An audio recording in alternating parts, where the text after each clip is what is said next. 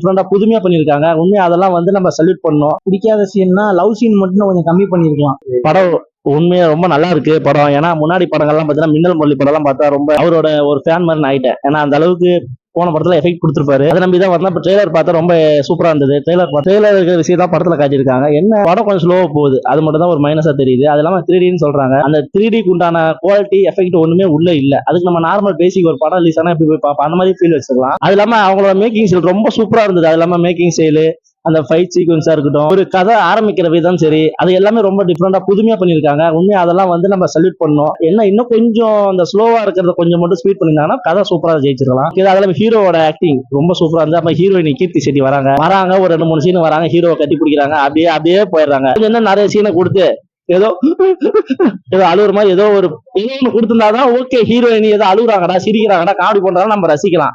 அவங்க வராங்க, சும்மா கட்டி பிடிக்கிறாங்க, அப்படியே ஆடாத அப்படியேன்றாங்க. அது எதுக்கு இது பண்றாங்கன்னு தெரியல. அவங்களாம் கொஞ்சம் சீனை கொஞ்சம் அதிகப்படுத்தி இன்னமும் வந்து ஒரு ஹார்ட் நல்லா வச்சிருக்காங்க. அது இன்னும் கொஞ்சம் ஆழமா பண்ணிருக்கலாம். அது மட்டும் தான் ஒரு மைனஸா இருந்தது. அது கிளைமேக்ஸ் இது வரைக்கும் தமிழ் சினிமாலன்றதோட இந்த மாதிரி ஒரு கிளைமேக்ஸ் வந்து யாருமே எதிர்பார்க்காத ஒரு கிளைமேக்ஸ். என்னடா நம்ம ஒரு படம் ஆரம்பிக்கும் போது அடப்போட கிளைமேக்ஸ்ல இவன் சாவான் அவன் ஜாவான்றதான் பார்ப்போம்.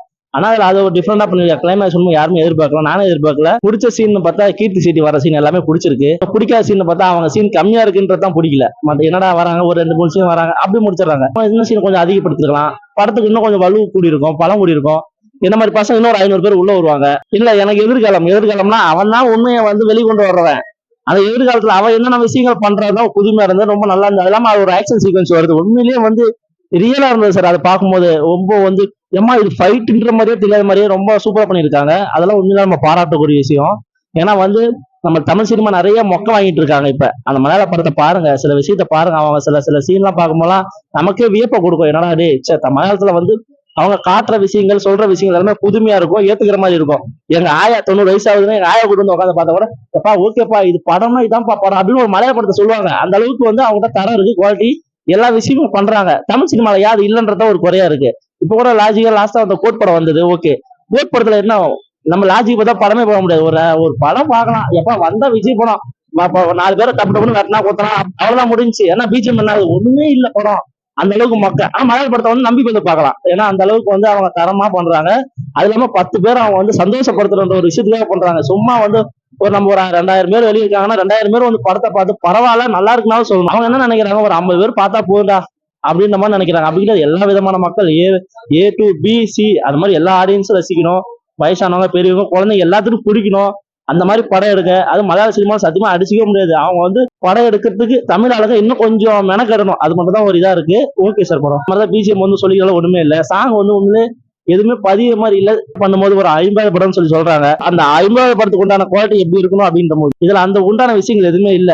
கதையா பார்க்கும்போது ஓகே, கதையா பார்த்தா நல்லா இருக்கு. நான் அந்த கண்ணாடி போட்டு பார்த்தா ஆல்ரெடி நல்லா வெளிச்சமா பிரைட்டா வர்ற பார்த்தா கூட நம்ம அதுல குறைகளை நம்ம கண்டுபிடிக்க முடியும். டக்குனு இது இருட்டுக்குள்ளே போறதால படமே போறதான். ஆனா வந்து அந்த இருட்டுக்குள்ள என்னடா கண்டுபிடிக்கிறதே கஷ்டமா இருக்கு சார். ஒரு சீன் பார்க்கும்போது டக்குனு அந்த சீன் அடுத்த சீன் போயிருதா. இப்ப இருக்கிற காலகட்டத்துக்கு ஏற்ற மாதிரி சில விஷயத்த பண்ணிருக்காங்க.